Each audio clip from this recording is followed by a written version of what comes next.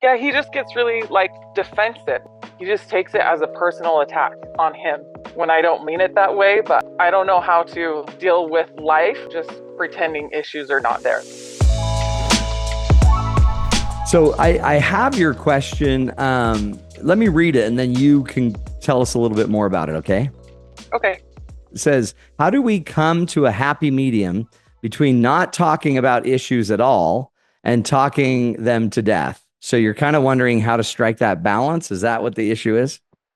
Yes. So I always want to talk about things and he doesn't want to talk about things, which, like, if I bring up something to him that's about me that I need help with, he's so supportive and just there for me and perfect at that. If I bring up anything that's about us or the kids or the house, the dog is bugging me, or hey, we need to address this with the kids, or the deck is falling apart. He just takes it as a personal attack on him when I don't mean it that way, but I don't know how to deal with life without just pretending issues are not there. Like they come up all the time. You know what I mean? Yeah. And that's not healthy, right? Like immediately when you started talking, I immediately started thinking of a couple things. One thing we all have to work on is basically our reaction, emotional reaction to, and our physiological reaction to what is being said. So a lot of us are fairly reactive, and it sounds like your husband, the minute you're saying we got to fix the deck and I would like to do it before this date, and the minute you start sharing your worry or your angst about it, it sounds like he kind of takes on the angst and then he starts reacting to it. Is that what you notice? Yeah, he just gets really like defensive, like it's about him too. And I know, like, I've tried really hard to work on my tone. Like, I know that's something I need to work on, like not sounding like I'm attacking. Do you know what I mean? But like if I am frustrated, like the other day it was about the dog, and I'm like, I am so frustrated with the dang dog doing this and this and this. Like in my mind, it was not about him at all. But he's like, oh, you're mad at me because I don't do this with the dog or so. You know what I mean? Like, So one thing to know about that is that and this is kind of for everybody if you think about it. The way men and women have evolved is a man has evolved that if there's a problem, they fix it and contain it and make people happy. And in a weird way, what's on the line is their fight or flight is on the line. And they almost can't rest. They won't rest until the thing is killed, until the issue is taken care of. So in a weird way, what your husband might physiologically be doing with this is for some reason he learned young that if somebody's not pleasant or not pleasant, if they're not happy with them and there's any lack of happiness, he took it on young to turn on his survival, his fight or flight, and maybe make it about his identity, right? It's about him. And then his body actually physiologically reacts. And so that reaction is something, just so you know, you can do the best you want to do, AR, at getting the tone right and getting something said. But that reactivity is literally, it's part of his natural fight or flight response. And in some situations, it would be really helpful, right? And it, especially in some situations back in the day, there was maybe a more natural environment where he would have immediately had to kill the threat instantly. That reactivity would have been so helpful. But now that we kind of live in this other society where you're just trying to bring something up to get some help on it, like the dog, he doesn't, his body still has that physiological response. So that's something that you don't necessarily have to fix. But what you might want to do is start both of you talking about those physiological responses and talk about how our body is kind of gets involved in our fight or flight kind of inclinations. And a great kind of book that I'd go get, How to Do the Work by Nicole LaPera. What she teaches is kind of this mix between your body, as if our talk is a physical threat, and then our mind, how we interpret it and get to it, which is, by the way, if we talked about it, we would get into the mind. It just sounds like you're having a hard time overcoming the reaction before you can actually have a conversation to get it into the mind and talk about it. So I would for sure go get that book, How to Do the Work by Nicole LePera. And for every one of us that are in our relationships, this is super common.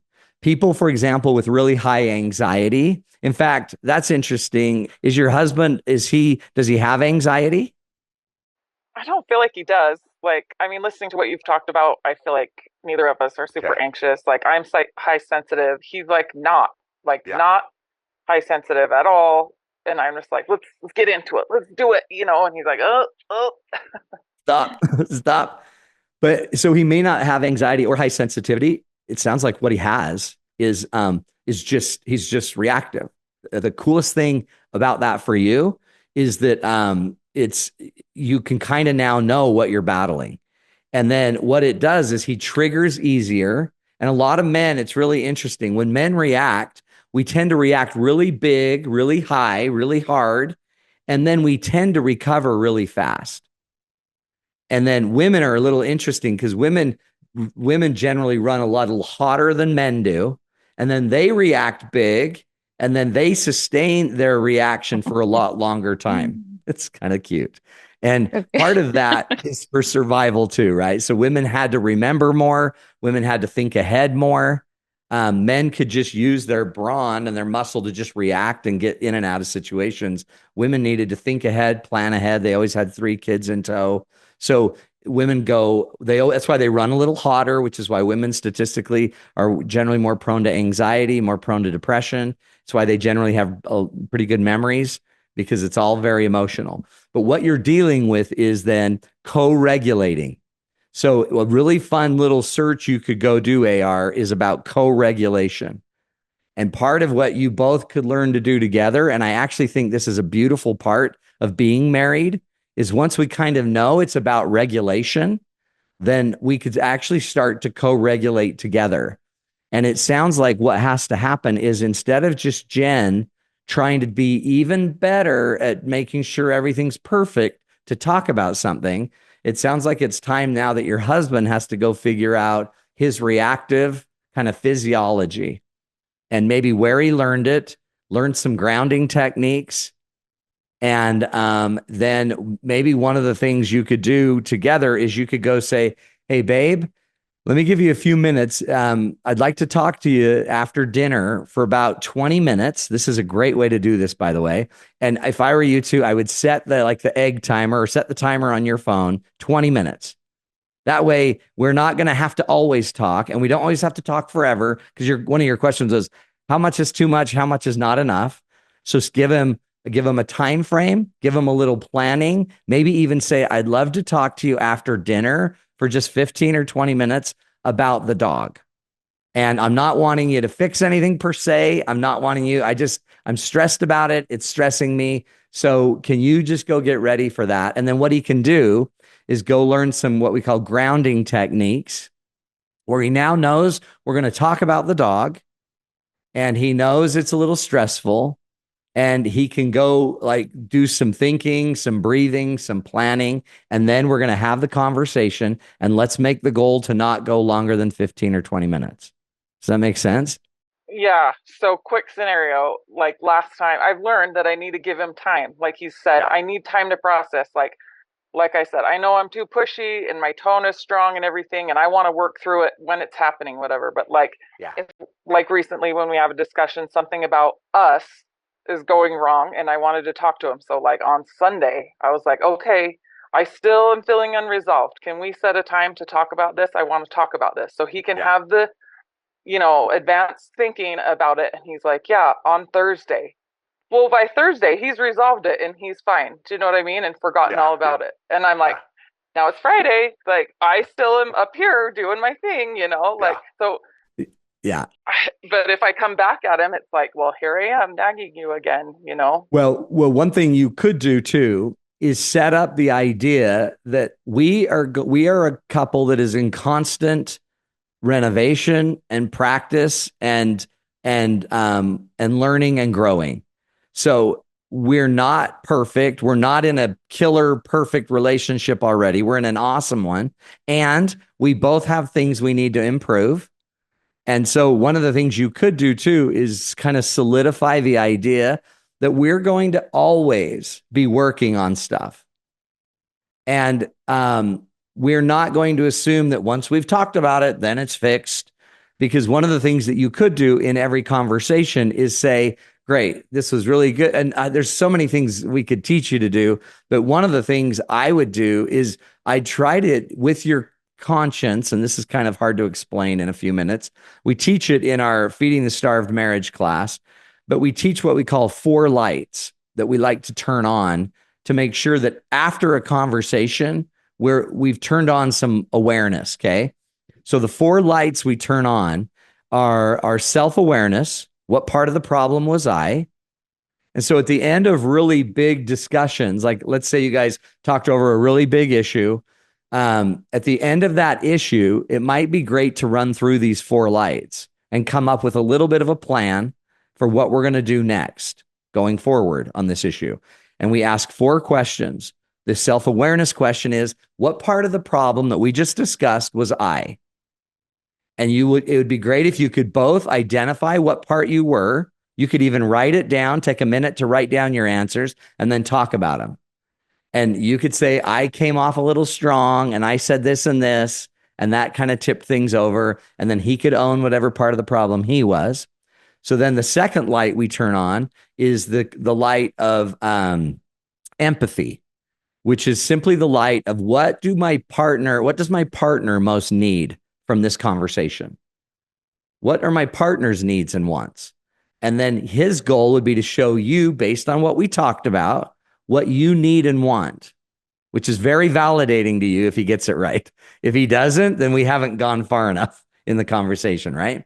So, and then you'll identify what he needs and wants from the conversation. And you both can write down your answers and then share them with each other. Then the third light we turn on is we turn on the question of vision, or the light of vision, which is, what do we both want most together based on this situation? We want to be unified. We want to be loving. We want to be caring. We want to be way more communicative. We want to be happy. And we then share together what our shared vision is of what we want based on what we talked about. And then here's the really powerful question. The fourth question is the conscience question, which is simply, what's the most important thing I can do for the next week to have the greatest impact on what we talked about tonight? And then you write down what your conscience is telling you is the most important thing you need to work on. You write down yours, he writes down his, we share them with each other. We kind of make sure that we're on the right page. And then that could become the homework that we work on for the next week. And then the next week you come back, AR, and talk to each other and you say, great, how did we do on our homework? And then, so what you could basically set up with the conversation is, it's just a learning conversation. And at the end of the conversation, we're going to make a little plan and we'll come back in a week and follow up on it. And we'll do that we'll do that until this issue gets better. Does that make sense? Yeah, that sounds good. And then what's cool about that is hopefully there's improvement. And then if you guys would come back in a week, you might only come back for 5 minutes. And you can say, you know what? I've seen a huge change this week. Thank you. That's made such a big difference to me. And that's actually a very validating conversation that he'd love to have. So if we had more of those, he'd probably want to stay in more. But I would try that. I call that's just kind of the beginning of a couples meeting. And I have a really kind of formal process for couples meetings that we're going to have to put together and put in this Becoming One program so that everyone can see how to have the couples meeting. You did put in something. We've tried it for a little bit. You put in something that we got. There was some content on a couples meeting that we tried for a while. So we need to get back to that. So I'd probably get back to that. And then one thing about couples meetings, by the way, is you could even do them instead of, we always think of everything weekly, but maybe you could do it if he's really averse to it. You could say, let's just do it every 10 days. And let's have it last, and then just choose a random number, 39 minutes. It's only 39 minutes. And then but it might be good to have them scheduled. And here's a really cool thing I like to do is I like to then make it so instead of us having to have serious talks whenever we feel it, let's just have the serious talks every 10 days. Then he can relax 9.5 days. And it's everything doesn't have to turn as heavy. That makes sense. Yeah, that's Okay. great. Thank Hope you that for the helps, advice. AR. Great question. Seriously. I think a lot of people will be helped by that one.